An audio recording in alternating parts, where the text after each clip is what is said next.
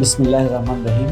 Bangla news 24 তার প্রতিষ্ঠার 16 বছর পেরিয়ে 17তম বছরে এসে উপনীত হয়েছে।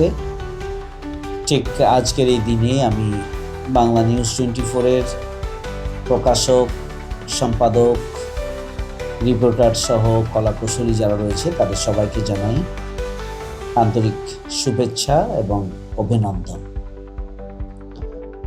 বাংলা নিউজ 24 আমরা আশা করি যে 5ই আগস্টের গণঅভ্যুত্থানের যে চেতনা,